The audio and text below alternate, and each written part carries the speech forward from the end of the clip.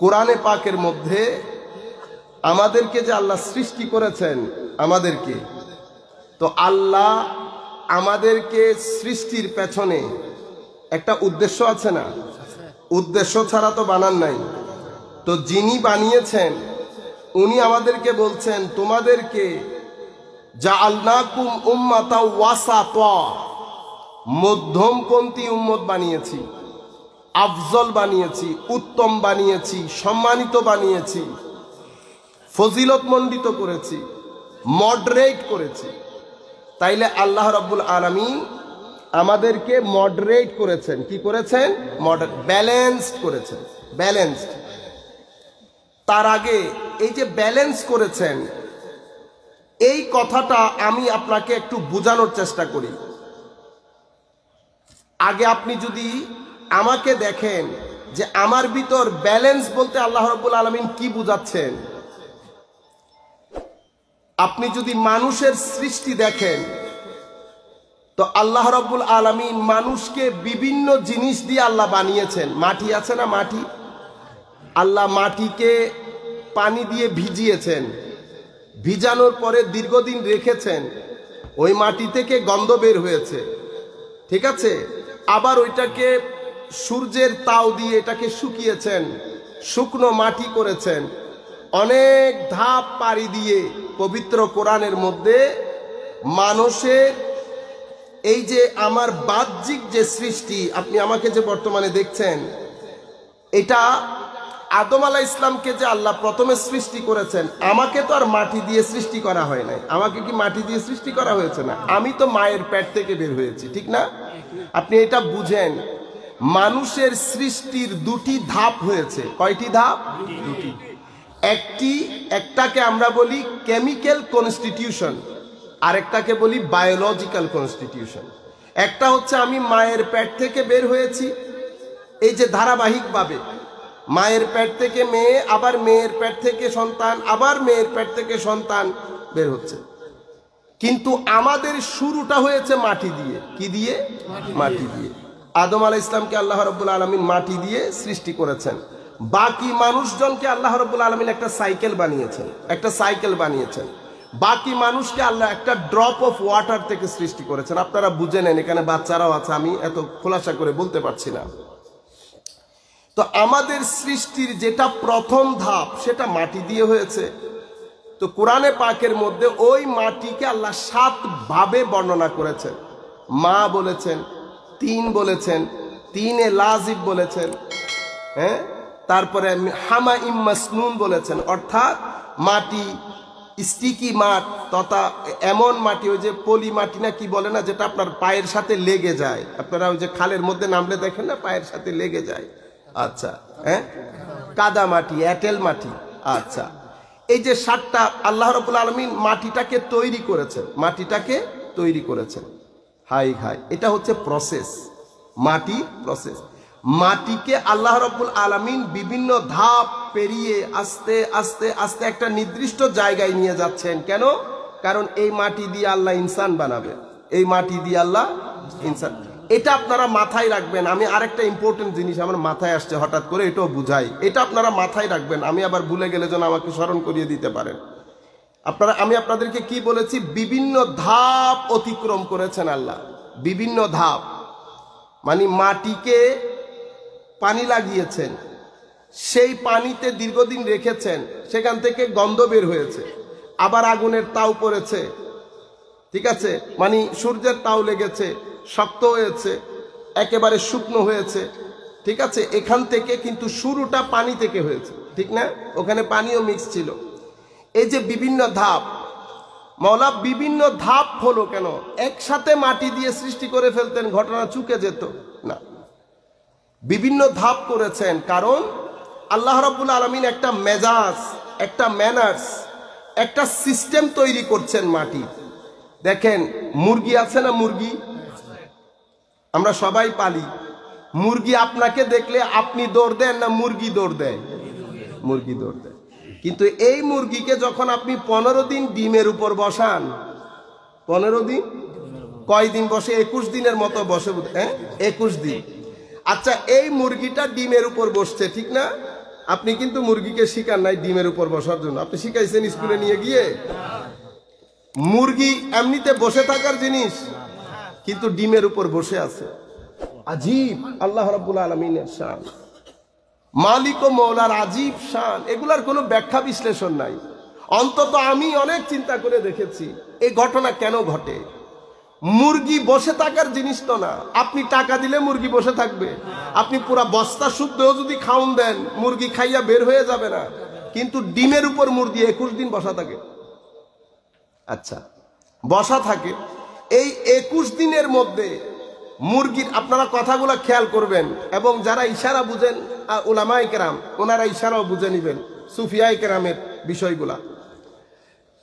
এই 21 দিনের মধ্যে মুরগির তবিয়তের মধ্যে একটা আসমান জমিন ফারাক চলে আসে। মুরগির মধ্যে একটা রোব আসে, একটা রোব আসে। দৃষ্টির মধ্যে একটা রোব তারি হয়, যে কোনো মানুষ দেখলে ভয় পাবে। তবিয়ত, মন, মেজাজ সব কিছুর মধ্যে একটা রোব তারি হয়। যেই মুরগিকে 21 দিন আগে যেই মুরগি আপনাকে দেখলে পালাতো, সেই মুরগিকে দেখে কিন্তু এখন আপনি পালাচ্ছেন, ঠিক না? ইশারা বুঝে গেছে।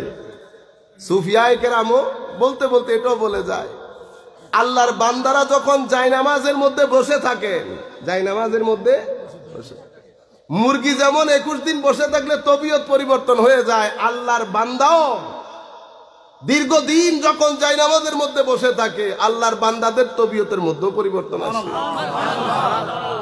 আল্লাহর বান্দাদের তবিয়তের মধ্যেও পরিবর্তন চলে আসে। বান্দা আর বান্দা থাকে না, বন্ধু হয়ে যায়। কি হয়ে যায়? বন্ধু হয়ে যায়। চেহারা, সুরত, কথা বার্তা, চাল চলন, উঠা বসা, দৃষ্টি সব কিছুর মধ্যে আমূল এক পরিবর্তন চলে আসে।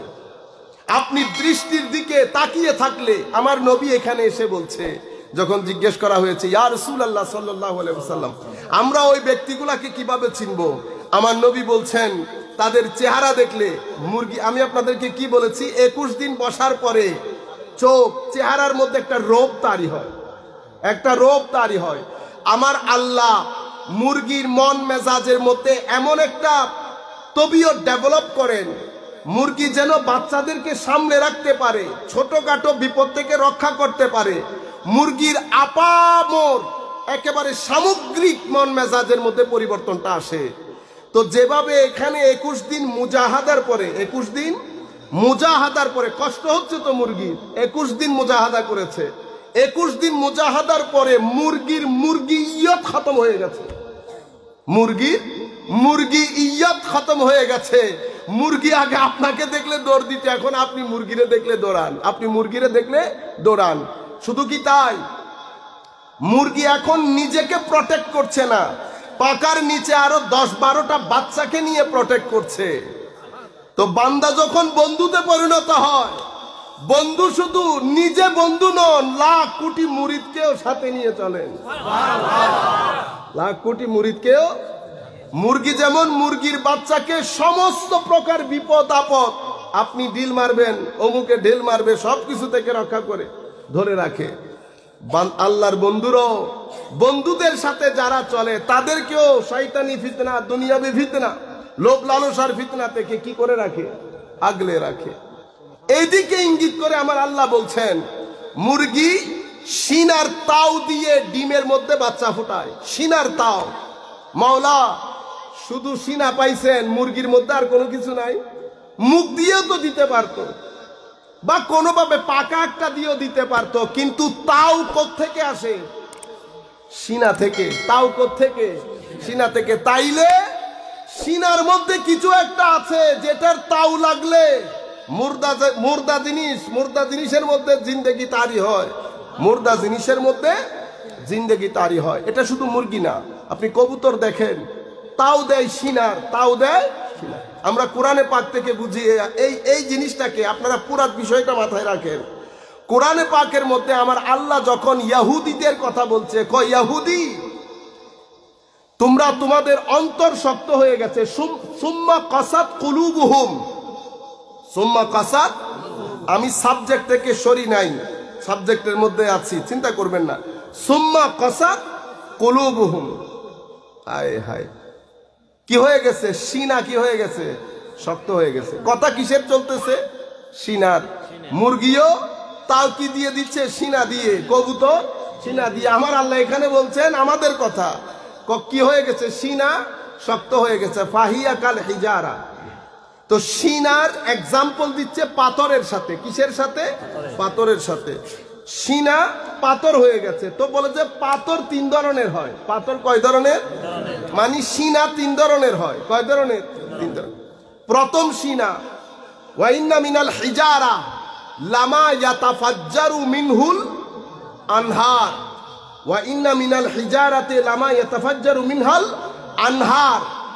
কিছু সিনা, এখানে পাথর মানি সিনা, কিছু সিনা এমন আছে সেই সিনা থেকে মারেফতে খুদাবন্দির এমন ঝর্ণা দ্বারা বের হয়, তাফজির, এমন ফোয়ারা, এমন পানির চাপ, এমন জোয়ার বের হয়, এটা এক সিনা থেকে বের হলেও লাখ লাখ মাইল দূর পর্যন্ত মানুষের সিনাকে ভিজিয়ে ছারকার করে দেয়।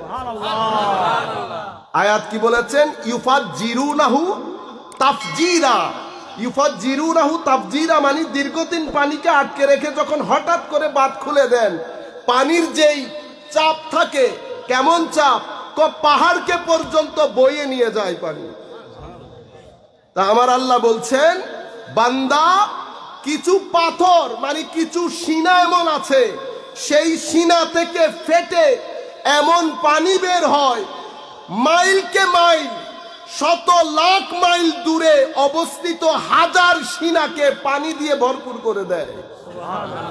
হুজুর গৌসুল আজমের আব্দুল কাদের জিলানী রাদিয়াল্লাহু তাআলা আনহুর সিনার পানি ফোয়ারাটা বের হয়েছে কোথায়? বাগদাদে। আমরা কোথায়? বাংলাদেশে। পানির ধাক্কা লেগেছে? লেগেছে বলে। আমরা এখনো এখানেও বলছি না কাদেরিয়া তরিকা, কাদেরিয়া।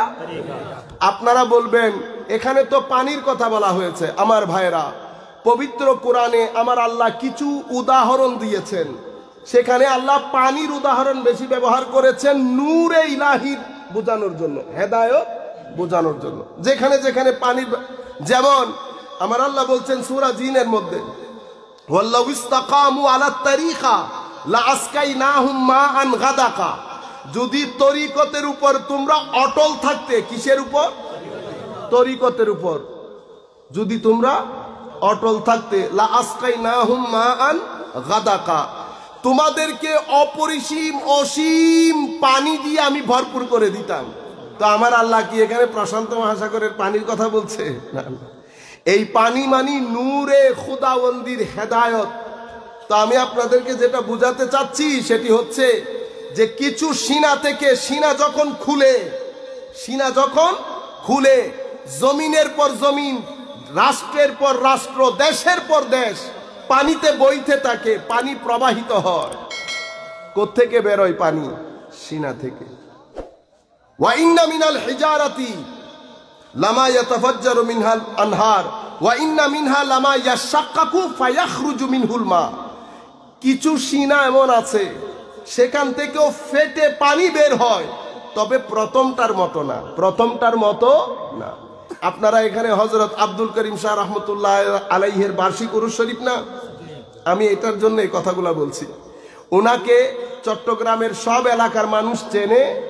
তো আল্লাহ কোরআন শরীফের মধ্যে যখন দ্বিতীয় কলবের কথা বলছে, কি বলেছে? ওয়া ইন্না মিনহা লামা ইয়াশাক্কাকু, কিছু সিনা, কিছু পাথর এমন ফেটে গিয়ে পানি বের হয়, দূর দূরান্ত পর্যন্ত যায় না। লোকালি কি করে?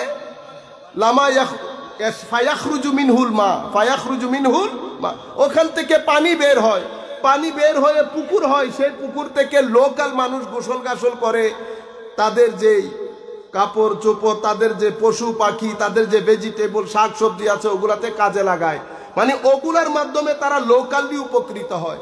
এখানে আমি যে শাক সবজি বলেছি, পশু পাখি বলেছি, এগুলা একটাও আপনার শাক সবজি পশু পাখির জন্য বলি নাই, এগুলো আমি হেদায়েতের কথা বলছি আপনাদেরকে। অর্থাৎ লোকাল আল্লাহর ওয়ালি, আশেপাশের মানুষজন চিনে না, এটাও সিনা, তবে আগেরটার মতো না, আগেরটা বেশি চাপ।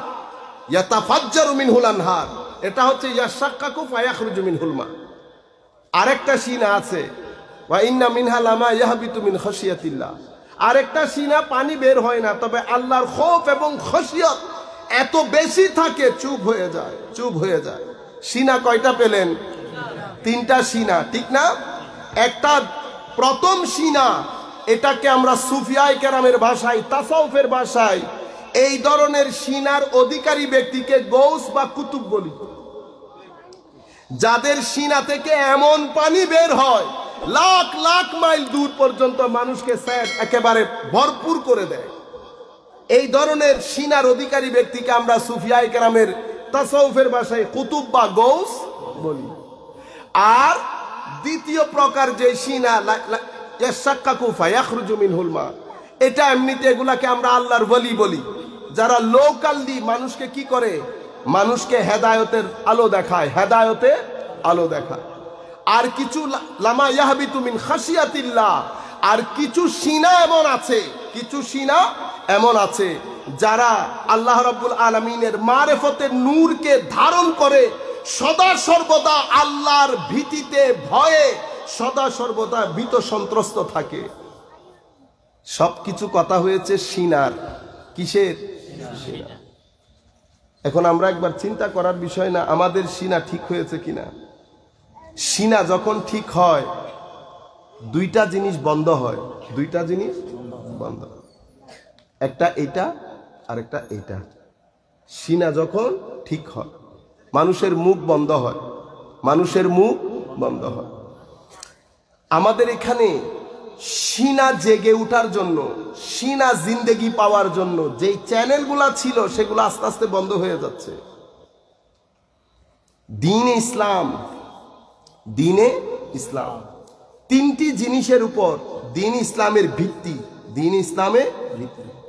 একটা ঈমান, একটা কি? ঈমান, আকীদা।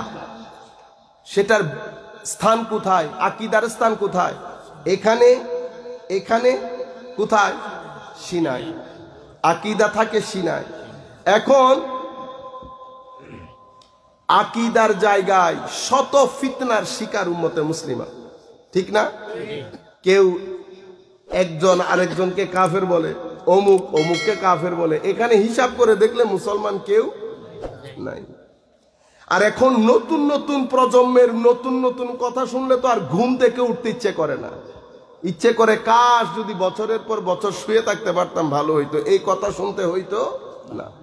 সবাই আলেম, সবাই সবাই আমরা শাইখ, সবাই বক্তা, যার মন যা চাই বলে যাচ্ছে। এখন তো আমরা দিন শিখছি কলেজ ইউনিভার্সিটির ছাত্রদের কাছ থেকে। মানে আমার নতুন প্রজন্ম নিয়ে যখন আমি চিন্তা করি আমরা যে ঠিক কোথায় গিয়ে দাঁড়াবো, কোথায় গিয়ে দাঁড়াবো। এক একজন এক এক ধরনের হামলা। কেউ আল্লাহর শানে, আল্লাহর হাত, আল্লাহর পা, আল্লাহ উপরে উঠে আল্লাহ নিচে নামে, ইন্না লিল্লাহি ওয়া ইন্না ইলাইহি রাজিউন। কেউ হুজুর করিম সাল্লাল্লাহু আলাইহি ইসলামের শানে, ছোট বড়, ছোট বড়, ছোট ভাই আমার মতো, যার যা মন চায়, এগুলা সব আকীদার ফিতনা, আকীদার উপর ফিতনা। কেউ আলে বাইতে রাসূলের শানে বেয়াদবি করে, কেউ সাহাবায়ে কেরামের শানে বেয়াদবি করে, যার যা মন চায় লাগামহীন কথাবার্তা। আকীদার ক্ষেত্রে একটা আজীব অবস্থা বিরাজ করছে আমাদের এখানে। এরপরে আমাদের দ্বীনের দ্বিতীয় ভিত্তি হচ্ছে আমল, যেটাকে আমরা ইসলাম বলি। আমল, আমল মানি নামাজ, রোজা, হজ, যাকাত, তাসবিহ, তাহলিল, এগুলা। এগুলা তো শিখে চড়িয়েছি অনেক আগে, লাঠে একেবারে হয় না, আপনি আলমারির উপর তুলে রেখেছেন। আমল যেটা বলি, মুসলমানের ঘর, মুসলমানের বাড়ি, মসজিদের মধ্যে পাঞ্জেগানা নামাজের মুসল্লি পাওয়া যায় না। আপনারা এখানে যারা বসেছেন আমরা সবাই নামাজি। আপনারা জানেন আল্লাহ রাব্বুল আলামিন আমাদেরকে যেই ডিউটিগুলা দিয়েছেন, হজ করার জন্য বলেছেন না, যদি টাকা পয়সা থাকে। কিন্তু হজ সবাই করে না, কেন? সবার কাছে তার টাকা পয়সা নাই। রোজা রাখতে বলেছেন, রোজা যারা অসুস্থ তারা রাখতে পারছে না, যারা সফরে থাকে তারাও রাখতে পারছে না। তো রোজা সবার জন্য না, হজও সবার জন্য না, যাকাতও সবার জন্য না। ইবাদতের মধ্যে একমাত্র ইবাদত নামাজ, যেটা সবার জন্য যেই কোনো অবস্থাতেই পড়তে হয়। এবং এত গুরুত্ব দেওয়া হয়েছে এই নামাজকে, এত গুরুত্ব দেওয়া হয়েছে নামাজকে। কি বলা হয়েছে? কোন নামাজ ইমাদুদ্দিন, আসসালাতু ইমাদুদ্দিন। ইমাদ মানে বুঝেন? আপনারা ঘর তোলার সময় ফাউন্ডেশন দেন না? ঘরে ফাউন্ডেশন দেন না? পিলার ছাড়া কি ঘর তুলতে পারবেন? আমি যদি পিলারগুলা ভেঙে দেই, ঘর থাকবে? তো আমার নবী বলছে, আমার এই দ্বীনের পিলার হচ্ছে সালাত। ফামান তারাকাহা, যেই ব্যক্তি নামাজ ছেড়ে দিল, সেই যেন আমার দ্বীনকে ধ্বংস করে দিল, সেই যেন আমার দ্বীনকে ধ্বংস করে দিল। আরেক riwayতের মধ্যে আমার নবী বলছেন, মান তারাকা সালাতান মুতাআম্মিদান, ইচ্ছাকৃতভাবে যদি এক ওয়াক্তের নামাজও ছেড়ে দিয়েছেন, ফাকাত কাফার, আপনি যেন কুফরি করেছেন। আরেক riwayতের মধ্যে আমার নবী বলছেন, ইসলাম এবং কুফর দুইটার মাঝখানের দেওয়াল হচ্ছে সালাত। কি গুরুত্ব আমার নবী দিয়েছেন, কি গুরুত্ব আল্লাহ রাব্বুল আলামিন দিয়েছেন। সেই সালাত আমরা মুসলমানরা পড়ি না। এখন সালাত সমাজের মধ্যে ব্যালেন্স রক্ষা করে। কেন? এখন আপনি দেখেন সালাত কেন দিয়েছে। আমি আপনাদেরকে ওই যে মানুষের কথা বলতেছিলাম না, হ্যাঁ, মানুষকে যখন আল্লাহ এই যে সৃষ্টি করেছেন, তবিয়তের মধ্যে ফারাক এসছে, অতঃপর আদম আলাইহিস সালামকে সৃষ্টি করেছেন। সৃষ্টি করার পরে ফেরেশতারা কিন্তু ইখতিলাফ করেছে। ফেরেশতারা বলেছে, মাওলা, এই জিনিসগুলা থেকে যদি আপনি মানুষ বানান, ওনারা দেখেছেন না ফেরেশতারা কি কি জিনিস ইউজ হচ্ছে। তো ফেরেশতারা বলতেছে, আল্লাহ মাফি দে দে, এই জিনিসগুলা থেকে যেই জাতি আপনি সৃষ্টি করতে যাচ্ছেন, এরা মারামারি, দাঙ্গা হাঙ্গামা, ফাসাদ বাদে আর কোনো কিছুই করবে না। কেন? কারণ ইনগ্রেডিয়েন্ট গুলা আমাদেরকে বানাতে গিয়ে আল্লাহ যেই ইনগ্রেডিয়েন্ট ব্যবহার করেছেন, ফেরেশতারা সেটা দেখেছেন। তো ইনগ্রেডিয়েন্টের একটা ইম্প্যাক্ট থাকে না, প্রতিক্রিয়া থাকে। আমরা যে কোভিডের টিকা নিয়েছি, সেখানে ইনগ্রেডিয়েন্ট গুলো আছে না, সব কিছু মিলিয়ে একটা ব্যালেন্স রক্ষা হয়েছে না। ব্যালেন্স রক্ষা হওয়ার পরে আমাদের করোনার টিকা হয়েছে। তো ইনসানের মধ্যে আল্লাহ এটা দিয়েছেন, দেওয়ার পরে ফেরেশতারা বলতেছেন, আল্লাহ এটা বানায়েন না, এটা বানাইলে এই ঘটনা ঘটবে, কারণ আমি ইনগ্রেডিয়েন্ট গুলা দেখেছি আপনি কি করেছেন। তখন আমার আল্লাহ বললেন, ফানাফাখনা ফীহি মির রূহি, আমি যে শুধু বাহ্যিকভাবে এই জিনিসগুলা দিয়েছি তা না, আমি মানুষের ভিতরে আরো একটা জিনিস দিয়েছি। সেটা কি? ফানাফাখনা ফীহি মির রূহি, আমি ভিতরে একটা নূর দিয়েছি, ভিতরে একটা নূর দিয়েছি। তো ইনসান দুটি জিনিসের কম্পোজ নাম, ইনসান দুটি জিনিসের কম্পোজের নাম। একটা হচ্ছে মাটি, মানে বাহ্যিক অবয়ব, আরেকটা হচ্ছে ভিতরে নূরে খুদাবন্দি, নূরে খুদাবন্দি। এখন ইনসান দুইটা জিনিসের মাঝখানে যদি নূর উপরে উঠে, তো ইনসান উত্তম সৃষ্টি হিসেবে আল্লাহর দরবারে প্রতিষ্ঠিত হয়। আর যদি নূর নিচে নেমে গিয়ে এটা উপরে উঠে যায়, আল্লাহ রাব্বুল আলামিন বলেছেন, সুম্মা রাদাদনাহু আসফালা সাফিলিন। মাওলা, আমার এই অবস্থা কেন? আমার আল্লাহ বলেছেন না, ওয়াত্তিনি ওয়াজ্জাইতুনি ওয়া তুরি সিনিনা ওয়া হাদাল বালাদিল আমিন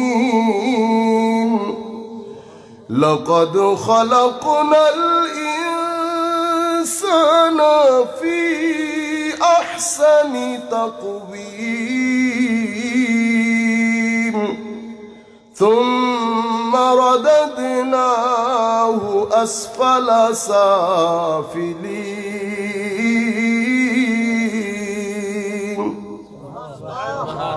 দুইটা জিনিস বলেছে, আহসানে তাকওয়িম, আসফালা সাফিলিন। আজীব বিষয় না?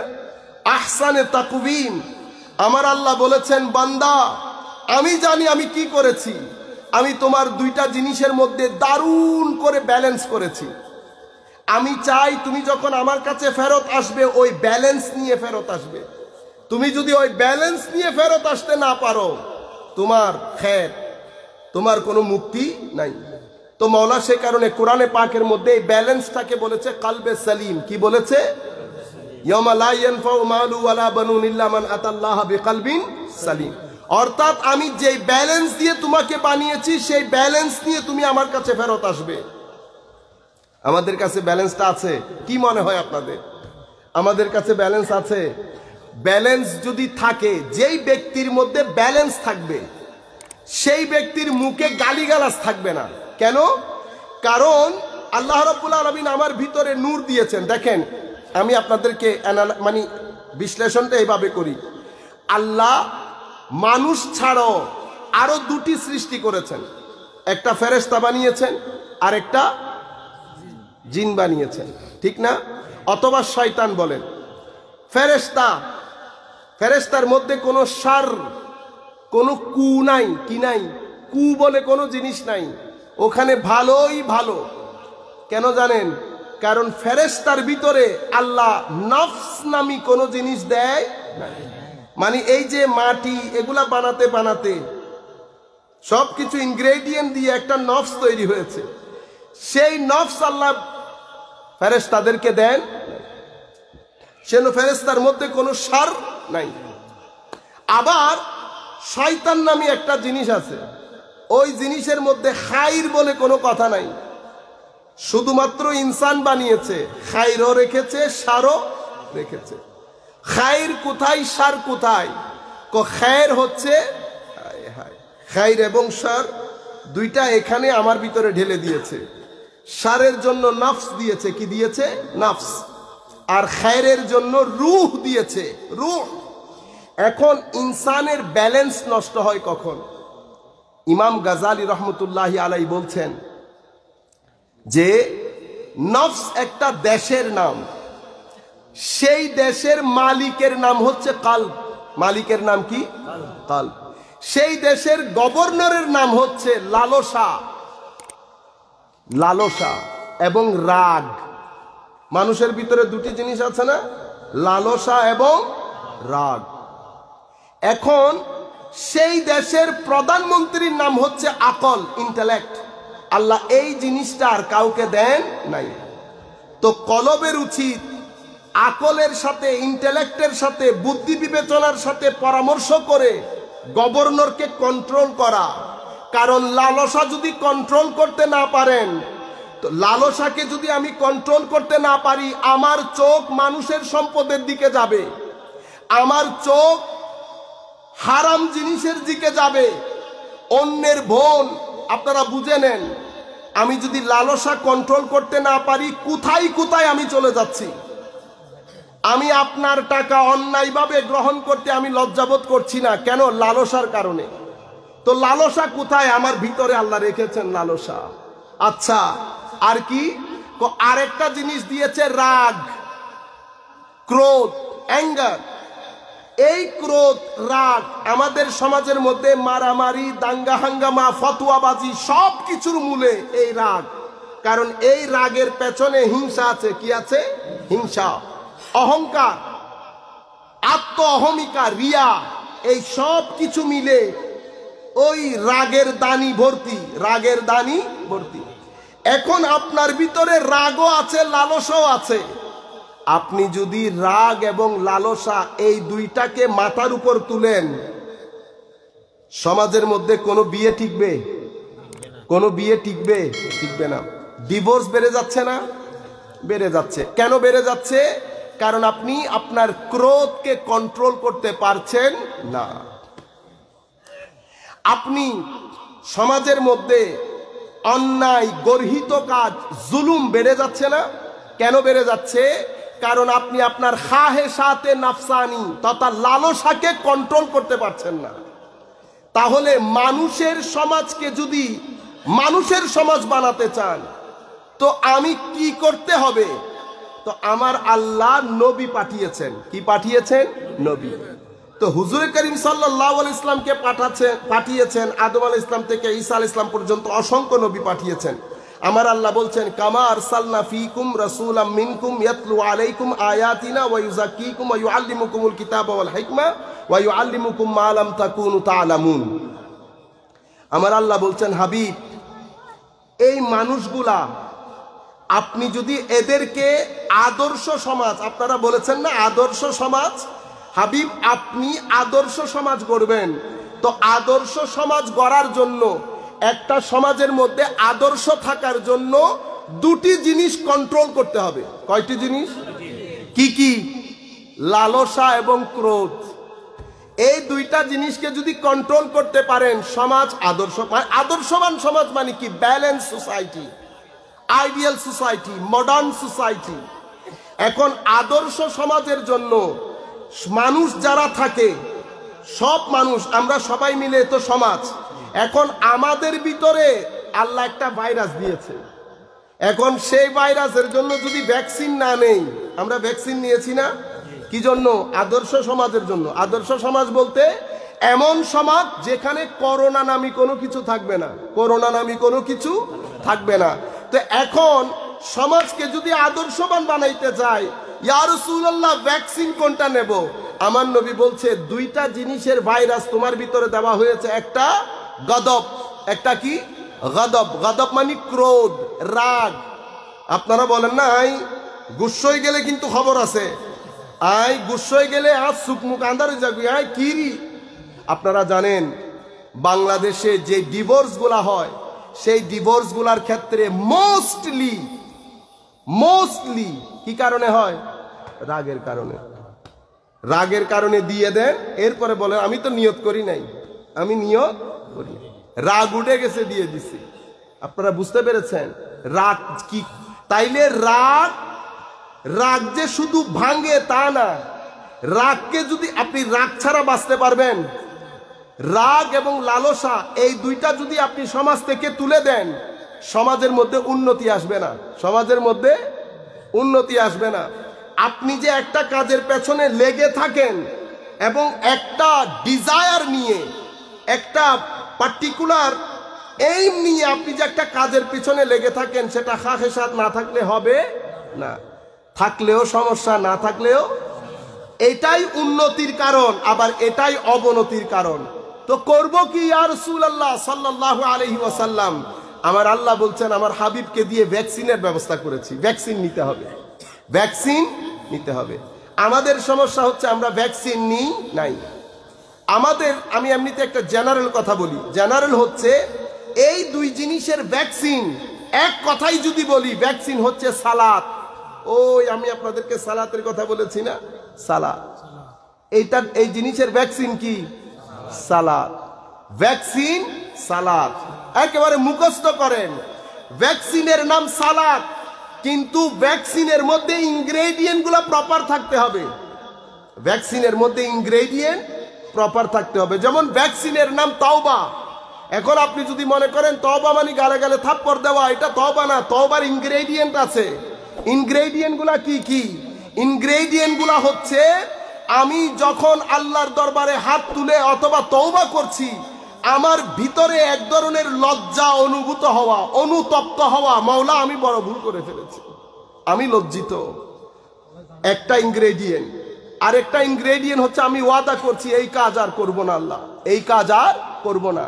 তো তওবার সময় আমি আল্লাহর দরবারে অনুতপ্ত হওয়ার জন্য কিভাবে অনুতপ্ত হবেন? আপনি শুধু মাথায় এটা রাখেন যে আমি যখন গুনাহটা করছি, আমি আল্লাহর অবাধ্যচরণ করেছি, সেই অবাধ্যচরণের মধ্যে আমার ভিতরে একটা মজা পেয়েছি, মজা। এই মজার কারণে আপনি অনুতপ্ত হন যে আমি আল্লাহর অবাধ্যচরণের মধ্যে মজা পেয়েছি, এটা আমি বড় গুনাহের কাজ করেছি। মানে মওলা, একে তো তোমার অবাধ্যচরণ করেছি, কিন্তু সেটাতে আমি বড় স্বাদ পেয়েছি, সেটাতে আমি বড় মজা পেয়েছি। এই বিষয়টা নিয়ে আপনার ভিতরে যখন অনুতপ্ততা সৃষ্টি হবে, এটাকে তওবা বলে। এখন তওবার একটা ইনগ্রেডিয়েন্ট আছে, সালাতেরও একটা ইনগ্রেডিয়েন্ট আছে। সালাত, আল্লাহ, আমি ভ্যাকসিনের কথা বলেছি না, ভ্যাকসিন। তো সালাত ভ্যাকসিন কেন বললাম? আমার নবী বলছে সালাতের মাধ্যমে তোমার পার্সোনালিটির মধ্যে ব্যালেন্স তৈরি হয়। কেন? সালাতের মাধ্যমে ক্রোধ এবং লালসা এই দুইটা কন্ট্রোলে থাকে। ইন্না সালাতা তানহা আনিল ফাহশাই ওয়াল মুনকার। নামাজ আপনাকে ফাহশা অশ্লীলতা মানে যাহা শ্লীল নয়, যাহা শ্লীল নহে তাহা অশ্লীলতা। সমাজের মধ্যে যত ধরনের জিনিস অশ্লীল, এই অশ্লীল বিষয়গুলা থেকে নামাজ আপনাকে বাঁচিয়ে রাখবে। কেন? কারণ নামাজ আপনার ভিতরে ওই ক্রোধ বলেছি না, ক্রোধ এবং লালসা, ওইটার উপরে হায়ার একটা লেয়ার লাগিয়ে দেয়। হায়ার একটা লেয়ার লাগিয়ে দেয়। লালসা উঠতে চাইলে হায়ার সাথে বাড়ি খায়। হায় হায়, হায়ার সাথে যখন বাড়ি খায় লালসা চুপ হয়ে যায়, লালসা কন্ট্রোলে চলে আসে। আবার ওয়াল মুনকার, মুনকার মানে এমন সমস্ত কাজ যাহা অপছন্দনীয়, যাহা অপছন্দনীয়। এখন আপনি যখন মদ এবং শরাবের দিকে খেয়াল করছেন, ওই যে বলেছি না হায়ার একটা লেয়ার লেগে যায়।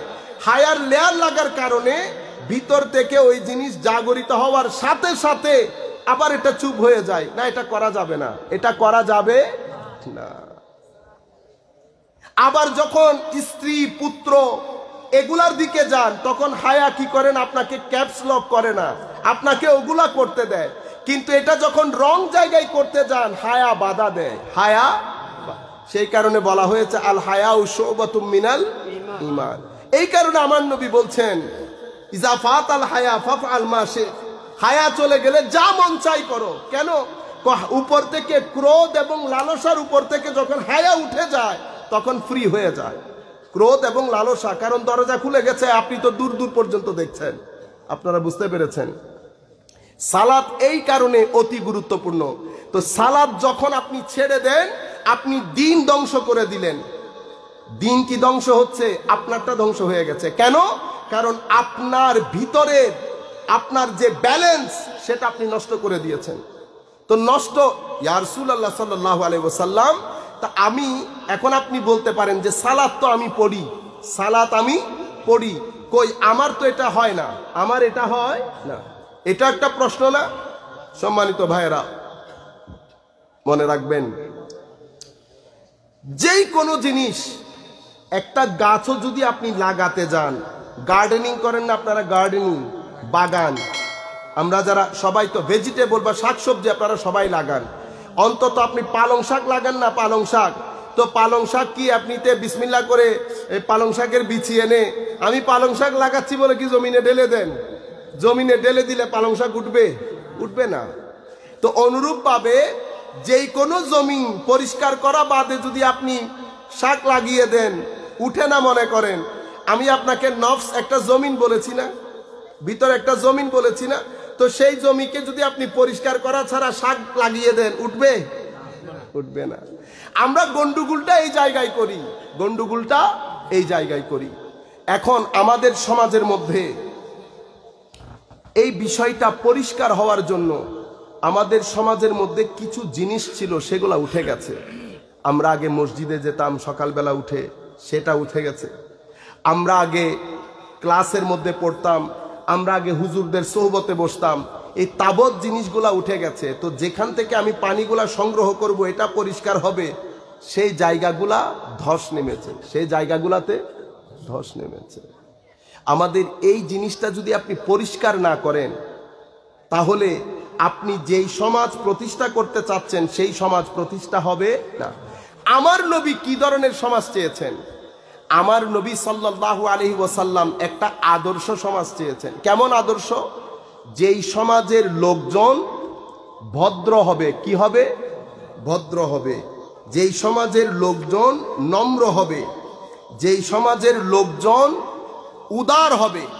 আপনি দেখেন, আমি একটা হাদিসে পাঠ পড়ছি, আপনারা এই হাদিস জানেন। আমি শুধু আমার নবী কি ধরনের সমাজ চেয়েছেন আপনি ইজিলি বুঝতে পারবেন। আমার নবী বলছেন, আন ইবনে উমর রাদিয়াল্লাহু তাআলা আনহুমা আন্না রাসূলুল্লাহ সাল্লাল্লাহু আলাইহি ওয়াসাল্লাম قال, হুজুর কারীম সাল্লাল্লাহু আলাইহি ওয়াসাল্লাম ইরশাদ করেছেন, আল মুসলিম আখুল মুসলিম, মুসলমান মুসলমান ভাই ভাই, মুসলমান মুসলমান ভাই ভাই। আছে ভাই ভাই? আছে। নিজের ভাইয়ের সাথে সম্পর্ক নাই, মুসলমান বাইরে দেখার সুযোগ আছে। মুসলমান বাইরে না, আপনি 2 দিন আগে মাথায় বাড়ি দিয়ে আসছেন, ঠিক না? আমার সাথে আপনার আইডিওলজির পার্থক্য, অথচ কোরআন এক, আল্লাহ এক, রসুল এক, এক জায়গায় যায় হজ করতে। আপনার সাথে আমার আইডিওলজিক্যাল পার্থক্য থাকতেই পারে, তাই বলে কি আপনি রাস্তার মাঝখানে ধরে আমার মাথা ফাটাই দিবেন? আপনারা বুঝতে পারতেছেন আমরা কোন জায়গায়? আমাদের এই অবস্থা হওয়ার কথা ছিল না। আমাদের এই অবস্থা হওয়ার পেছনে আমরা মৌলিকভাবে দায়ী, কারণ আমরা ওই সেন্টার পয়েন্ট থেকে সরে গেছি, সেন্টার পয়েন্ট থেকে সরে গেছি। আল মুসলিম আখুল মুসলিম, আমার নবী বলছেন তো মুসলিম ভাই ভাই কি হবে ইয়া রাসূলুল্লাহ? কল লা ইয়াজলিমুহু ওয়ালা ইউসলিমুহু সালাতুন ইয়া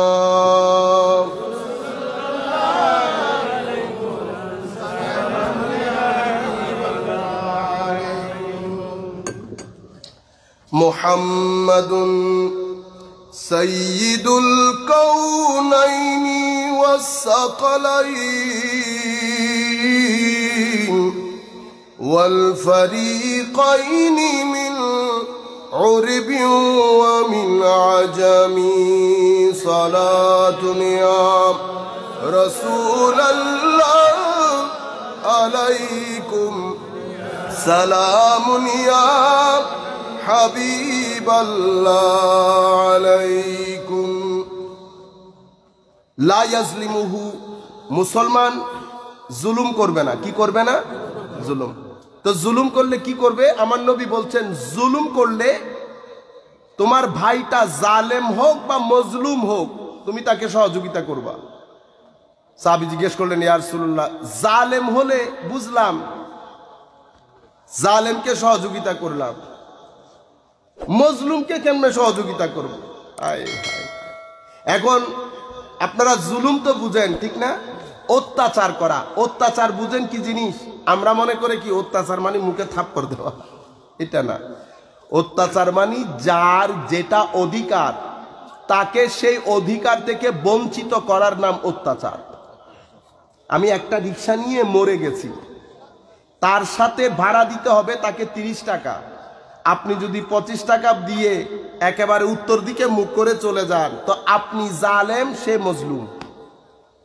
আপনি জালেম, সে মজলুম। কত টাকা দেন নাই? 5 টাকা। আপনি জানেন কি ঘটনা ঘটেছেন? আপনি যে ঘটনাটা ঘটেছেন সেটা হচ্ছে এরকম যে আপনি এক ব্যক্তিকে 2 টাকা না দিয়ে 2 কোটি টাকা ক্ষতি করে দিয়েছেন। কিসের জন্য? 2 টাকার জন্য। ক্ষতি কতটুকুন করেছেন? 2 কোটি টাকা। কেন জানেন? আপনি যখন কারো উপর জুলুম করবেন, আপনি তো বুঝেছেন আপনি জুলুম করেছেন, সেটা কাউকে বলতে হয় না। আমি তো বুঝি আমি জুলুম করেছি কিনা। যদি আপনি জুলুম করেন, আপনি ঘরের মধ্যে গিয়ে একটা চার্ট লিখবেন, চার্ট, যে আমি 2022 জানুয়ারির 3 তারিখ অমুকের উপর জুলুম করেছি। 1 দিন, 2 দিন, 3 দিন গুনতে থাকবেন। কেন? আপনার পতনের দিন শুরু, আপনার পতনের দিন শুরু।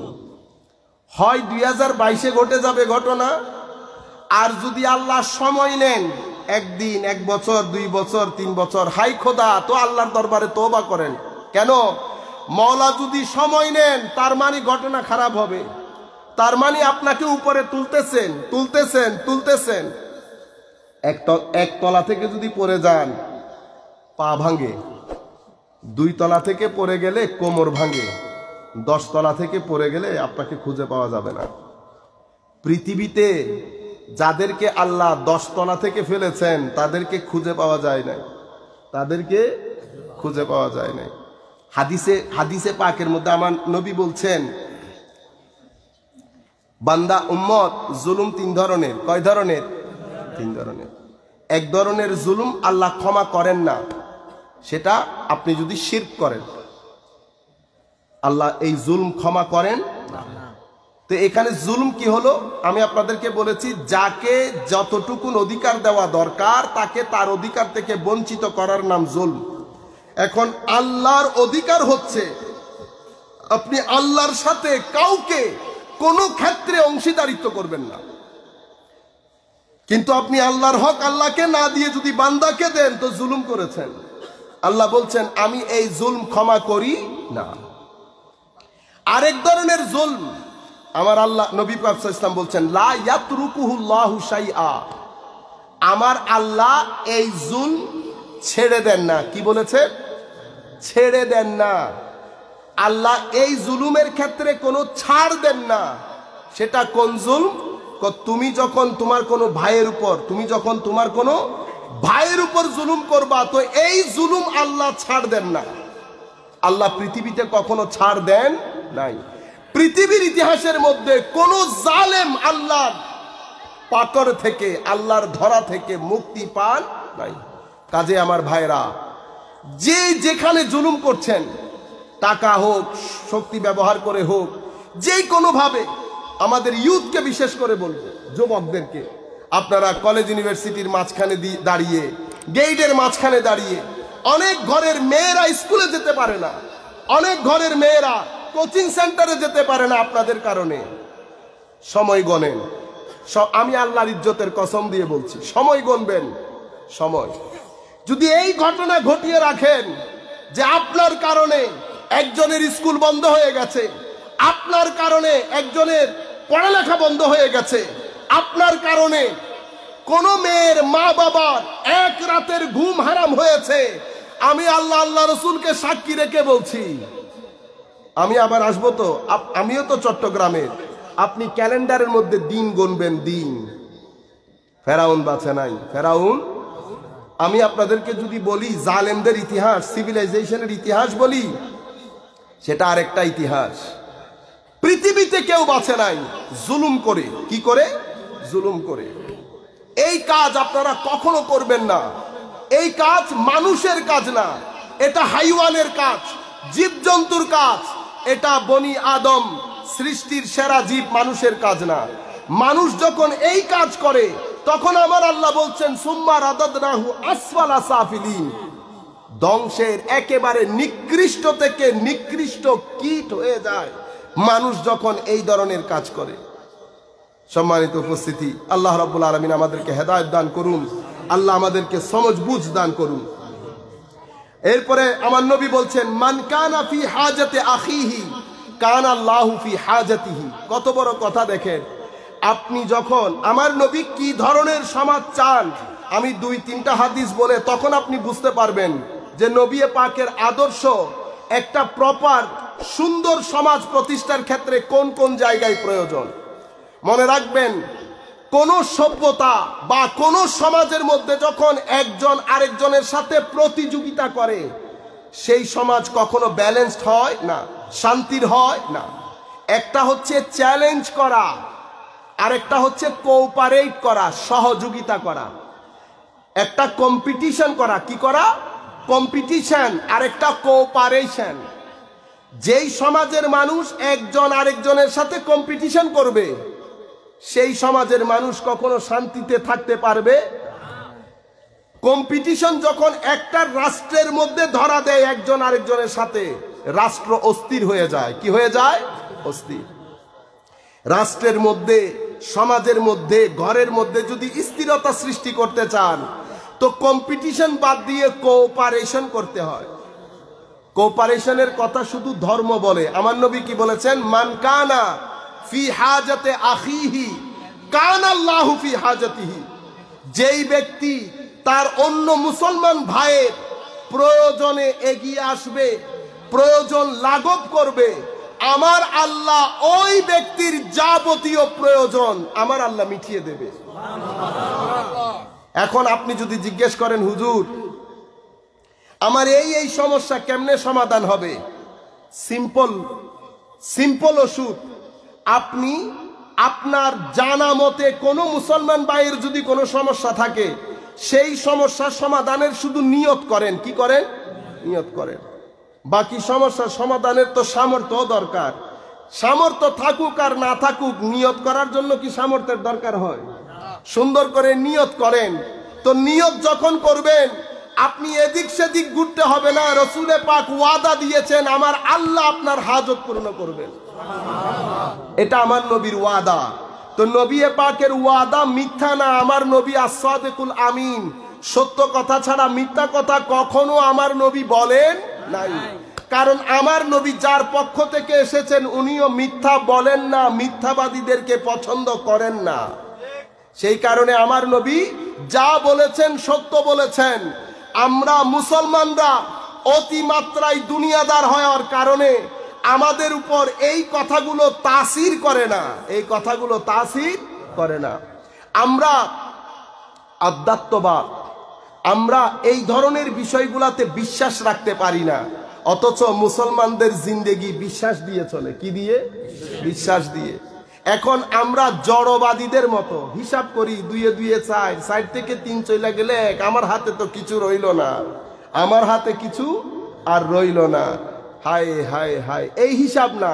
এখন আমার নবী আপনাকে হিসাব শিখিয়ে দিচ্ছেন যে আমি যদি চাই আমার হাজত পূর্ণ হোক, তো আমাকে কি করতে হবে? আরেকজনের সমস্যার সমাধান করতে হবে। তো আমি কি সমস্যার সমাধান করতে পারবো? আরে ভাই, সমস্যার সমাধান করতে পারেন আর না পারেন, নিয়ত তো করতে পারেন। নিয়ত করতে কোনো খরচ আছে? কোনো খরচ নাই। আচ্ছা, এরপরে আমার নবী সাল্লাল্লাহু আলাইহি ওয়াসাল্লাম বলেছেন, ওয়ামান ফাররাজা আন মুসলিমিন কুরবাতান ফাররাজাল্লাহু আনহু কুরবাতান মিন কুরাবিদ দুনিয়া ওয়াল আখিরা। আর আরেক জায়গায় বলেছেন কুরবাতান মিন কুরাবি ইয়াউমিল কিয়ামা। আপনি কোন মুসলমান ভাইয়ের একটা সমস্যা, কোন একটা বিপদ, কোন একটা জায়গায় কোনোভাবে যদি সহযোগিতা করেন, আমার আল্লাহ আপনাকে দুনিয়া এবং আখিরাতে সহযোগিতা করবে। এখন আপনারা আমরা বলি না আজকাল কেউ কেউ সহযোগিতা না করে, এখন কেউ কাউকে সহযোগিতা করে না। সমস্যা হয়ে গেছে কি? আমার নিজের থেকেও তো বিশ্বাস চলে গেছে, আমার নিজের থেকেও বিশ্বাস চলে গেছে। আমি যদি আল্লাহর সহযোগিতা পেতে চাই, আমি বান্দাকে সহযোগিতা করতে হবে। আমি বান্দাকে, আপনারা বিশ্বাস করবেন, যদি আপনি সহযোগিতা করেন, বিশ্বাস করেন 1 টাকা 100 টাকা হয়ে আসে। আমি আপনাকে গ্যারেন্টি দিয়ে বলছি, 1 টাকা 100 টাকা হয়ে আসে। 1000 টাকা 10,000 টাকা হয়ে ফিরবে। 2 দিন হোক, 2 বছর পরে হোক, আপনার টাকা আপনার হাতে ফেরত আসবে। আল্লাহর ওয়াদা, রসুল পাকের ওয়াদা, মিথ্যা হয় না। দিলে কখনো ফুরায় না, দিলে কখনো ফুরায় না। আমাদের মধ্যে আরেকটা রোগ আছে, আতে বেশি আছে না, জিবের তাসিবের হাসে জনা না। প্রত্যেকে যার যার সামর্থ্য অনুযায়ী দেবে। কারো 1 টাকা দেওয়ার সামর্থ্য, উনি 1 টাকা দেবেন। কারো 1 লক্ষ টাকার দেওয়ার সামর্থ্য, উনি 1 লক্ষ টাকা দেবেন।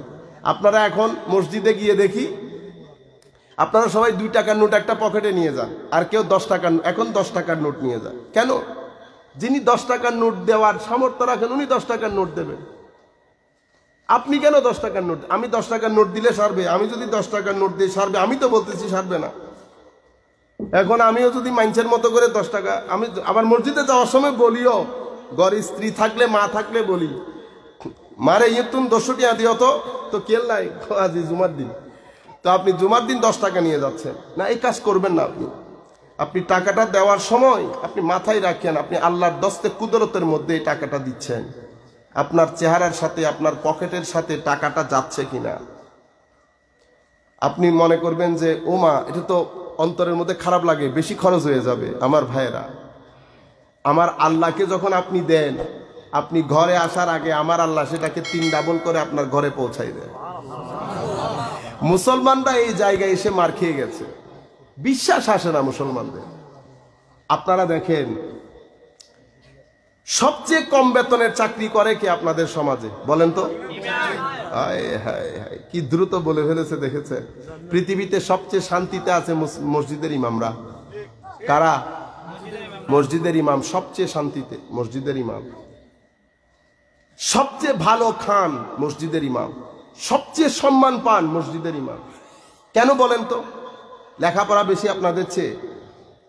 পারিবারিক স্ট্যাটাস আপনাদের চেয়ে বেশি? না, কিছু একটা ঘটনা তো আছে। ঘটনাগুলো আমি যেগুলা বলছি সেগুলা একটা জায়গার সাথে নিসবত রাখেন। ওই জায়গার মধ্যে কিছু না কিছু জায়গায় আপনাদের চেয়ে তাওয়াক্কুল বেশি, তাকওয়া পরহেজগারি বেশি। কোনো না কোনো কারণে ওই জায়গার প্রতি একটু স্থিরতা বেশি। এটার বরকতে আপনাদের চোখের সামনে ঘটছে ঘটনা। সবচেয়ে কম বেতন কিন্তু সবচেয়ে শান্তি, সবচেয়ে কম বেতন সবচেয়ে ভালো খাদ্য, সবচেয়ে কম বেতন সবচেয়ে সম্মানের। আপনারা বুঝতে পেরেছেন?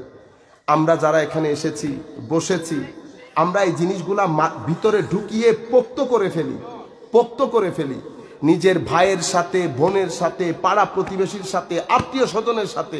এখন আপনি বলবেন না, আনলো বেয়াদবি বুঝে দেন না, উনি বেয়াদবি করেছেন তো, আপনারা কেউ কথা বলবেন না প্লিজ। উনি বেয়াদবি করেছেন, ওনারটা ওনাকে দেন, কিন্তু ওনাকে তো ওনার প্রশ্ন আপনাকে করবে না তো আল্লাহ। আল্লাহ আপনাকে আপনার প্রশ্ন করবে, আমাকে আমার প্রশ্ন করবে।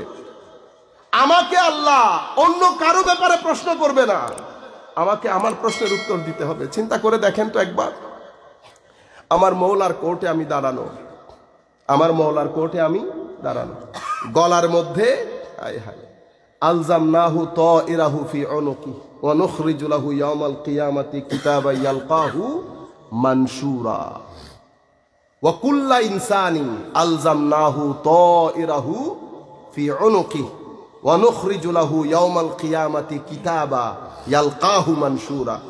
আমার এখানে ওই হজের কার্ড দেয় না, গলার মধ্যে হজের কার্ডের মতো আমার আমলগুলো রাখা, এখানে কি কি কাজ করেছি, কোন সময় কাকে থাপ্পড় দিয়েছি, কোন সময় কাকে গালি দিয়েছি, কোন সময় কাকে একটা গলা ধাক্কা দিয়েছি, কোন সময় কার আইল কেটেছি, কোন সময় কোন মেয়েকে ইপটিজিং করেছি, কোন সময় কোন মদের বোতল নিয়েছি, সব কিছু আমার এখানে লেখা, আমার এখানে লেখা। আমি উঠেছি, দুই পাশে ফেরেশতা, আল্লাহর কোর্টে দাঁড়ানো, মিথ্যা বলার কোনো সুযোগ আছে? কারণ কি? কারণ ওয়া নুখরিজু লাহু কিতাবা ইয়ালকাহু মানশুরা। মান ইহতাদা ফাইন্নামা ইয়াহতাদি লিনাফসিহি ওয়া মান দাল্লা ফাইন্নামা ইয়াদিল্লু আলাইহা ওয়া লা তাজিরু ওয়াজিরাতুন উযরা উখরা ওয়া মা কুন্না মুআযযিবিনা হাত্তা নাবআসা রাসূলা। আমার ভাইরা, একবার চিন্তা করে দেখেন তো, সবকিছু এখানে লেখা, মিথ্যা বলার কোনো সুযোগ আছে? আমি করি নাই বলার কোনো সুযোগ আছে? কোনো সুযোগ নাই। আমরা এই জিনিসটার চিন্তা আমাদের ভিতর থেকে বের হয়ে গেছে।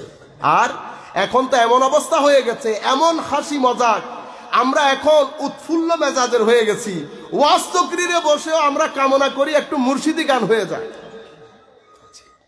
এবং ওয়াজ তকরিরের মধ্যে আমরা একটা ঢং শুরু করেছি। কি শুরু করেছি? ঢং। আমরাও ঢঙ্গি টাইপের হয়ে গেছি, আপনারাও ঢঙ্গি টাইপের হয়ে গেছেন। অথচ মুসলিম উম্মাহ 1300-1400 বছরের শান, এলমের ক্ষেত্রে, তাসাউফের ক্ষেত্রে, তরিকতের ক্ষেত্রে, ইমানের ক্ষেত্রে, আকীদার ক্ষেত্রে, দ্বীনের ক্ষেত্রে ইসলাম, মুসলমানদের অবদান, আর আমাদের বর্তমান অবস্থা, আমাদের বর্তমান ওয়াজ তকরির, আমাদের ছেলেরা এখন ওয়াজ তকরিরকে হাসার জন্য শুনে। কিসের জন্য? হাসার জন্য।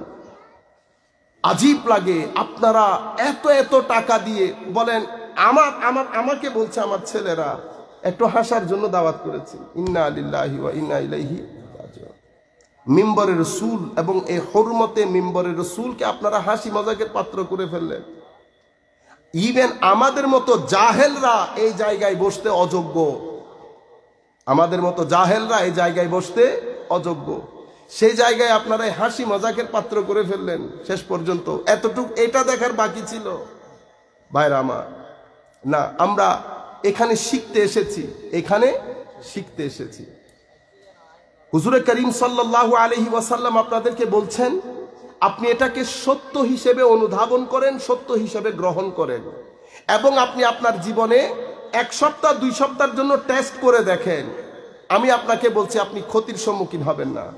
এক ব্যক্তি জিজ্ঞেস করেছে, আমি এমন কিছু করতে চাই যেটা করলে আমার রিজিক বাড়বে, আমার হায়াত বেড়ে যাবে। রাসূল করিম সাল্লাল্লাহু আলাইহি ওয়াসাল্লাম বলেছেন, আত্মীয় স্বজনকে সহযোগিতা করো। কি করো? সহযোগিতা। তাইলে আদর্শ সমাজ বিনির্মাণে, আমরা যদি আদর্শ সমাজ প্রতিষ্ঠা করতে চাই, তো আদর্শ সমাজের মধ্যে 2টা জিনিস থাকবে না, জুলম থাকবে না, অসহযোগিতা থাকবে না। আমার নবী সমাজের ভিত্তিপ্রস্তর রেখেছেন কিসের উপর? সহযোগিতার উপর। সমাজের ভিত্তিপ্রস্তর রেখেছেন আমার নবী একজনের দুষ্ত্রুটি আরেকজন গোপন করার উপর। এই হাদিসের শেষ অংশে আমার নবী বলেছেন, মান সাতারা মুসলিমান সাতারাহুল্লাহু ইয়াউমাল কিয়ামা। যে ব্যক্তি মুসলমানের দুষ্ত্রুটি গোপন করে, আল্লাহ কিয়ামতের দিন তার দুষ্ত্রুটি গোপন করবে। মওলায়ে করিম যদি দুষ্ত্রুটি গোপন না করে, আচ্ছা আমি আমার কথা বলি, আমার দোষ আছে না? আমার কিছু দোষ এমন আছে না, কিয়ামতের দিন যদি অন্য মানুষ জানতে পারে, আমার জন্য লজ্জায় মাথা হেট হয়ে যাওয়ার, আমার জন্য এত বড় কিয়ামত ছোট হয়ে যাবে না, কোথায় মুখ দেখাবো? কিন্তু আমার আল্লাহ বলছেন, বান্দা লোক কেউ জানতে পারে নাই, কেউ জানতে পারবেও না, বস একটা শর্ত। মাওলা কি? বস আমার আরেক বান্দার দোষ ত্রুটি বলবি না কারো কাছে, ফিনিশ। মানে আমি যদি এখন আমি নিজের পায়ে নিজে কোরআন মারলাম না, আমি চাই আমার দোষ ত্রুটি মানুষ না জানুক। আবার আমরা কি করি, একেবারে নিজ দায়িত্ব নিয়ে আরেকজনের ব্যাপারে কথা বলা বলি শুরু করি। এই কারণে আদর্শ সমাজের মধ্যে দুটি কাজ আপনি অবশ্যই করতে হবে। একটা কাজ হচ্ছে আপনার প্রাইভেট পার্ট আপনি হেফাজত করবেন, আরেকটা হচ্ছে জবান হেফাজত করবেন। আমার নবী বলছেন, মান কানা ইউমিনু বিল্লাহি ওয়াল ইয়াউমিল আখিরি ফালিয়াকুল খাইরান আও লিয়াসমুত। হয় কোনো কিছু ভালো থাকলে বলবো, নতুবা চুপ থাকবো। এখন আমরা এই বিষয়গুলা করতে পারছি না কেন? আমাদের ওই ব্যালেন্স নষ্ট হয়ে গেছে। ব্যালেন্স কি? ওই আমাদের রাগ, লালসা, হিংসা, বিদ্বেষ, এই বিষয়গুলা আমাদের ভিতর জগৎকে অন্ধকার করে ফেলেছে। মানুষের চরিত্র গঠন হয় কেমনে? আপনি আদর্শ সমাজ প্রতিষ্ঠা করার জন্য আমার নবীর যে তালিমাত, সেটা আগে আপনার পার্সোনালিটি ডেভেলপ করতে হবে। পার্সোনালিটি ডেভেলপ কেমনে হয়? ওই যে আমি বলেছি না, আপনার ভিতরে একটা নফস নামী দেশ আছে, সেই দেশের মধ্যে যদি হিংসা থাকে, আপনার কথাবার্তার মধ্যে, আচার আচরণের মধ্যে হিংসা প্রকাশ পাবে। আসসালামু আলাইকুম, আমাকে চিনতে পেরেছেন? আমি কে? আমি অমুকের ছেলে, আমি অমুক চাকরি করি, এটা আমার গাড়ি, স্কুলটা আমি দিয়েছি আমার বাবার নামে, আমি আরো সামনে আরো বেশ কিছু কাজ করেছি, পরবর্তীতে আরো বেশ কিছু কাজ করব। দেখেছেন কি বলেছে? আমি, সব আমি। কেন? কারণ ভিতরে হিংসার যেই পোরশন, সেটা ভিতর খাইয়ে ফেলছে।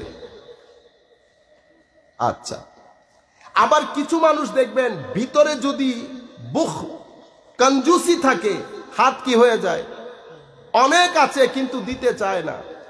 এগুলা সব হচ্ছে আপনার ভিতরে পার্সোনালিটি যেটা আছে সেটা ইমব্যালেন্স হয়ে গেছে।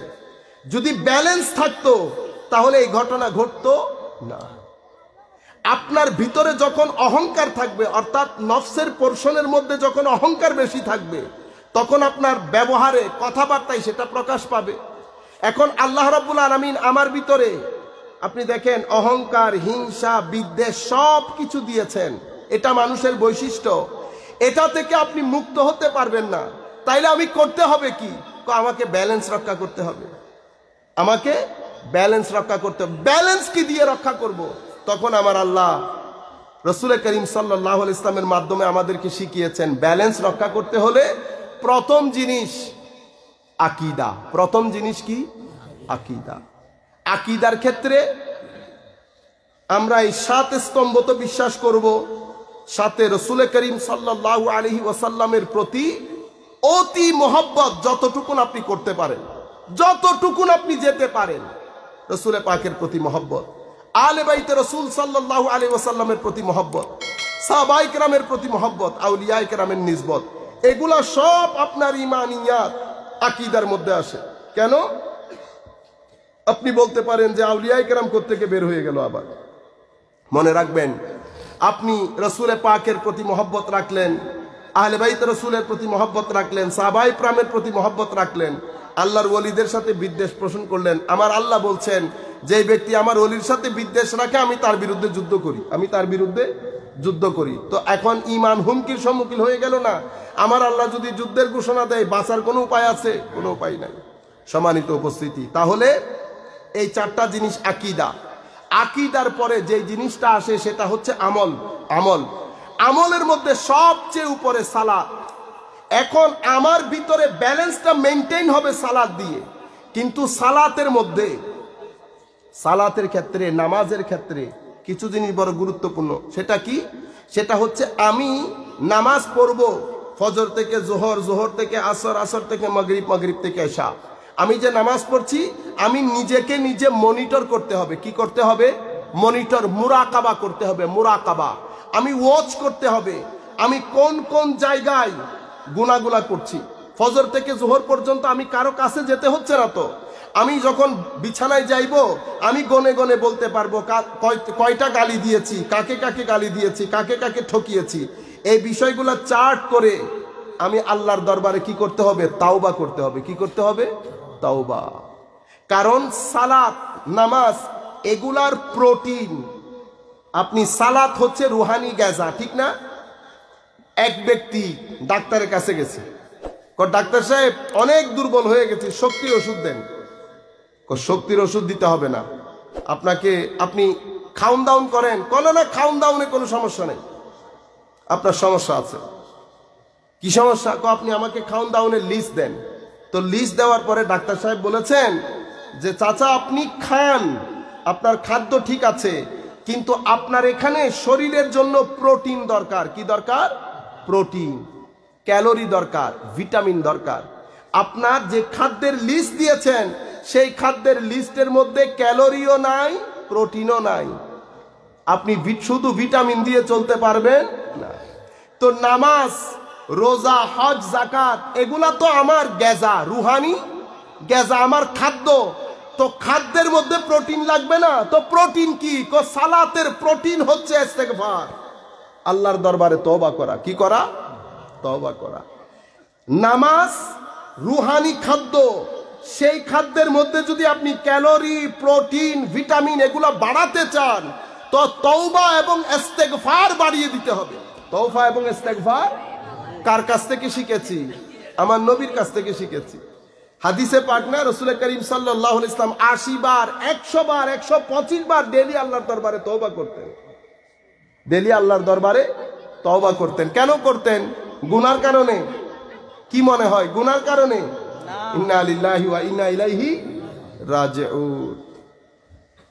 আমার নবী আমাদেরকে শিখিয়েছেন যে উম্মত নামাজের যে তোমার রুহানি খাদ্য, এটাকে যদি তুমি এটার প্রোটিন, ক্যালোরিজ, ভিটামিন যদি বাড়াতে চাও তো তুমি অতিমাত্রায় আল্লাহর দরবারে তওবা এবং ইস্তেগফার করো।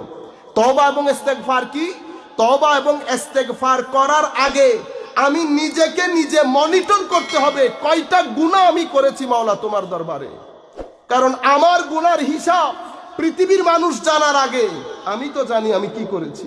হাসিবু ক্বাবলা আন তুহাসাবু। তোমার কাছ থেকে হিসাব চাওয়ার আগে নিজের হিসাব নিজে করে নাও, কারণ তুমি তোমার ব্যাপারে উত্তম ভাবে জ্ঞাত তুমি কি করেছো। আমি যখন এই জিনিসগুলো দেখব আমি আল্লাহর দরবারে তওবা করব। তওবা, তিলাওয়াতে কোরআন, জিকির ইলাহি, সাদাকা, দান করা, মানুষকে কোঅপারেট করা, এই বিষয়গুলা। আচ্ছা, এখানে আরেকটা জিনিস বড় গুরুত্বপূর্ণ, সেটা কি? সেটা হচ্ছে বিনয়ী ভাব। বিনয়ী ভাব কোত্থেকে আসবে? বিনয়ী ভাব সৃষ্টি করার আগে তোমাকে জুহদ করতে হবে। কি করতে হবে? জুহদ। এখন আপনারা বলবেন এটা কঠিন কাজ। না, প্রত্যেক মানুষ যার যার পাত্র অনুযায়ী, যার যার পাত্র অনুযায়ী করতে হবে। যেই ব্যক্তি 1 ছটাক পানি খাবেন উনি 1 ছটাক খাবেন, যিনি 1 কেজি খাওয়ার উনি 1 কেজি খাবেন, যিনি 1 মন খাওয়ার উনি 1 মন খাবেন। আপনি এই আন্দাজে জীবন যখন যাপন করবেন অটোমেটিক্যালি আপনার পার্সোনালিটি ব্যালেন্স হয়ে যাবে। যেই আপনার পার্সোনালিটি ব্যালেন্সড হবে আপনার সমাজ শান্তিপূর্ণ হবে। এই সমাজের মধ্যে তখন আর কোনো মাদক থাকবে না, কারণ মাদক বলেন, অশ্লীলতা বলেন, যা কিছু শ্লীলতার বাইরে চলে গিয়ে অশ্লীলতায় পরিণত হয়, সব কিছু আসে আপনার ক্রোধ এবং লালসা। এই দুইটা যখন ইমব্যালেন্স এবং আনকন্ট্রোলড হয়ে যায় তখন থেকে। তো এই ইমব্যালেন্স, আনকন্ট্রোল জিনিসকে কন্ট্রোল কিভাবে করতে হবে? কন্ট্রোল করার জন্য আমার নবীর দেওয়া আদর্শ বাদে পৃথিবীর কোনো আদর্শ কাজ করে না। কারণ আমি তো ওয়েস্টার্ন কান্ট্রিতে থাকি, তো ওয়েস্টার্ন সোসাইটি আমি আমার দেশের লোকের চেয়ে বেশি জানি না। টিভিতে যারা টক টক বক বক করে অন্তত তাদের চেয়ে তো বেশি জানি, ঠিক না? হ্যাঁ, পৃথিবীতে আমরা যদি ওয়েস্টার্ন সোসাইটি নেই, ওয়েস্টার্ন সোসাইটির সমস্যা কি? এই দুইটা জিনিস বেড়ে গেছে, ক্রোধ এবং লালসা। লোভ বেড়ে গেছে। লোভ বেড়ে যাওয়ার কারণে কম্পিটিশন বেড়ে গেছে। কম্পিটিশন বেড়ে যাওয়ার কারণে মানুষের ভিতর ডিপ্রেশন বেড়ে গেছে। কারণ কম্পিটিশন যখন বেড়ে গেছে, আমরা 2 জন দৌড় দিয়েছি না, 2 জন, তো আপনি চলে গেছেন অনেক আগে। কেন? আপনার শক্তি বেশি, পারিবারিক পুশ বেশি, আত্মীয় স্বজন ভারী বেশি, আপনি চলে গেছেন 2 মাস, 2 মাইল আগে আমি পিছনে পড়ে আছি। যে আমি পিছনে পড়ে আছি, আমার ভিতরে ডিপ্রেশন এসেছে না? ডিপ্রেশন এসে গেছে, সোসাইটি ডিপ্রেসড হয়ে যাচ্ছে।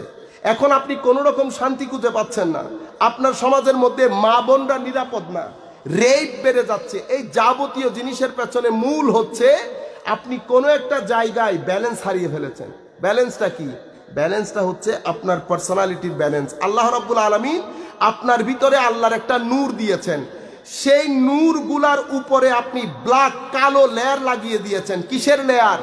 হিংসার লেয়ার, অহংকারের লেয়ার এবং রিয়ার লেয়ার, অশ্লীলতার লেয়ার। এগুলা লাগিয়ে নূরটাকে আপনি কালোর আবরণে আবদ্ধ করে দিয়েছেন।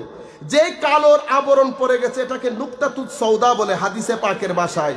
যে কালো আবরণ পড়ে গেছে, নূরে ইলাহি বন্ধ হওয়ার জোগাড়। যেই নূরে ইলাহি বন্ধ হয়ে যাচ্ছে, আপনার উপরে আল্লাহ যে নূর দান করে আপনাকে আশরাফুল মখলুকাত বানিয়েছে সেটা বন্ধ হয়ে গেছে। বন্ধ হয়ে যাওয়ার কারণে আপনি অতিমাত্রায় দুনিয়াদার, শারীরিক জিনিস বাদে আর কোনো কিছুই বুঝেন না, সম্পর্কের আর কোনো ভ্যালিউ নাই। কারণ আপনি বলছেন রুহানিয়ত নাই। তো রুহানিয়ত কি? রুহানিয়ত হচ্ছে ফানাফাখনা ফিহি মির রুহির যে নূর দিয়েছে, সেটা আপনি গুনাহের কালো আবরণে সেটাকে ব্লক করে দিয়েছে।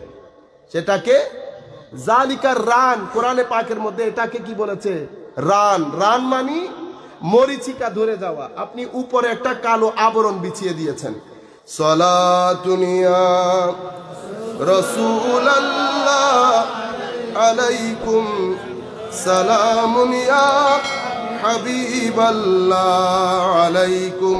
চাটা একটু গরম করে দেন। আখেরি হাদিস বলে শেষ করে দিচ্ছি। আমি আবারও আপনাদের কাছ থেকে ক্ষমা চেয়ে নিচ্ছি। আমি আপনাদের হক কতটুকুন আদায় করতে পারতেছি জানি না। আমি অনেক কষ্ট করে কথা বলতেছি, যতটুকুন আল্লাহ রাব্বুল আলামিন তৌফিক দিয়েছেন। ইনশাআল্লাহ পরবর্তীতে ছেলেদের কাছে বিশেষ করে তারা অনেক মহব্বত করে দাওয়াত করেছে, ছেলেদের কাছ থেকেও ক্ষমা চেয়ে নিচ্ছি। অনেক দীর্ঘ পথ, 3-4 দিন ধরে সফরের মধ্যে থাকাতে আমার ওই স্টামিনা পাচ্ছি না। আপনারা ক্ষমা সুন্দর দৃষ্টিতে দেখবেন। আমি আখেরি একটা হাদিস পরে আজকের বক্তব্য শেষ করে দেব। এই হাদিস এগেইন আমার নবী কি ধরনের সমাজ আশা করেছিল এবং কি ধরনের ব্যক্তি বানানোর জন্য নবী করিম সাল্লাল্লাহু আলাইহি ইসলামকে আল্লাহ পাঠিয়েছেন। আমরা একবার দরুদে পাক পড়ি। আল্লাহুম্মা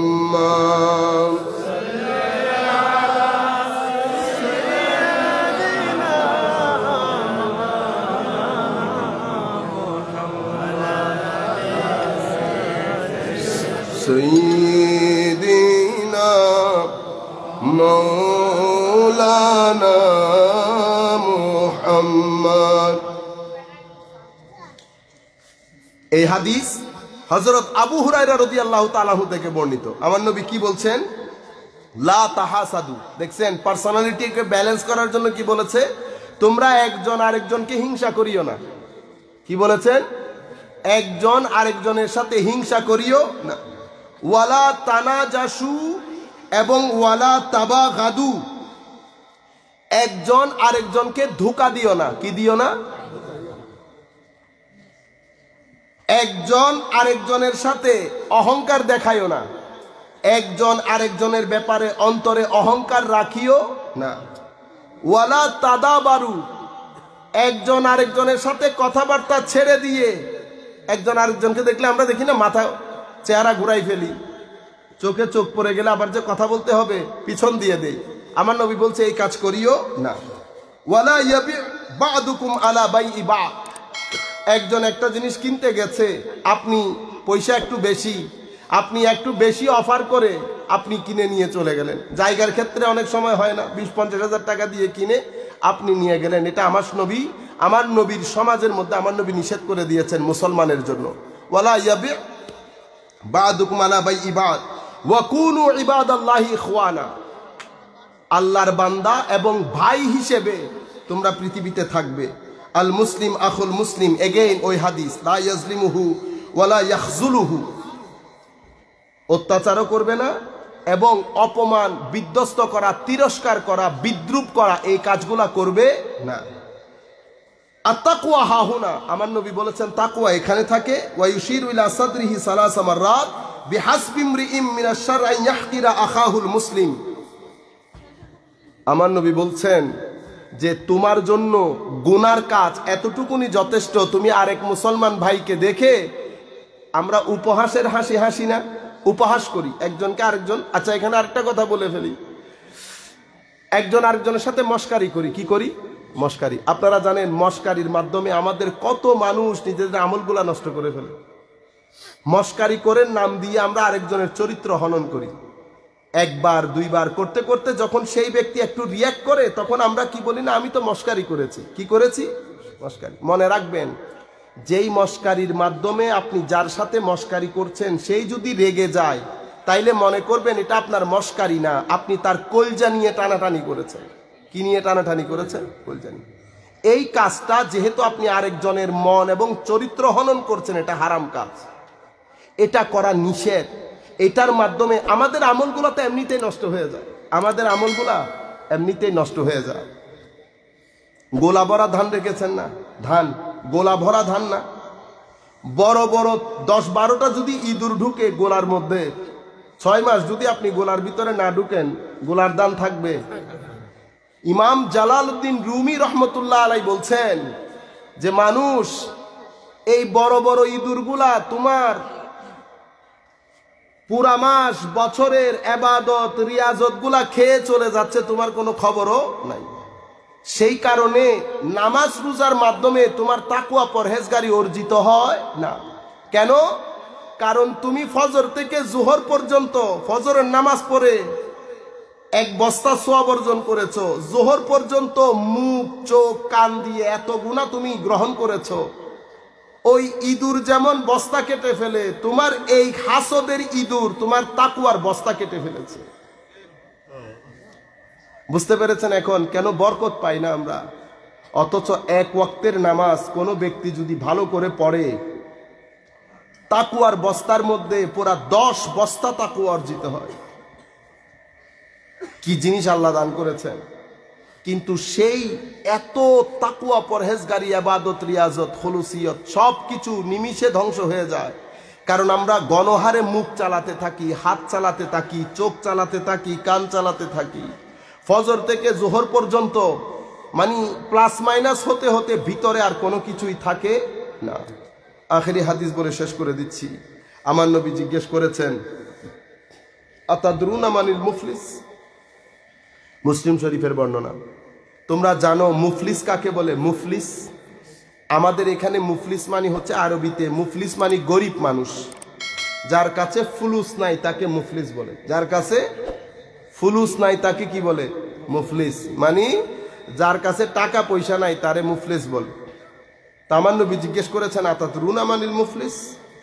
তখন সাহাবায়ে কেরাম বলছেন, ইয়া রাসূলুল্লাহ, মুফলিস যার কাছে টাকা পয়সা নাই সেই ব্যক্তি মুফলিস। আমার নবী বলছেন না, সাহাবায়ে কেরাম বলছেন, আল্লাহু ওয়া রাসূলুহু আ'লাম, আল্লাহ আল্লাহ রাসূল বেশি জানে। তখন আমার নবী বলেছেন, এক ব্যক্তি কিয়ামতের দিন উঠবে, তার আমল নামার মধ্যে নেকি ভরপুর নেকি থাকবে। হায় হায়, আল্লাহর কোর্টে দাঁড়াবে। দাঁড়ানোর পরে আমার আল্লাহ ফেরেশতাদেরকে বলবে, দেখো তো কোনো কমপ্লেইনকারী আছে কিনা, কারো কোনো কমপ্লেন আছে কিনা এই ব্যক্তির ব্যাপারে। তখন দেখা যাবে লাইন, মানুষের লাইন। হাই মানুষ, একজন একজনকে ডাকবে, আসো তোমার কথা বলো। সে কমপ্লেন করবে, মাওলা অমুক দিন অমুক সময় সে আমাকে গালি দিয়েছে, সাতামা। কি দিয়েছে? গালি দিয়েছে।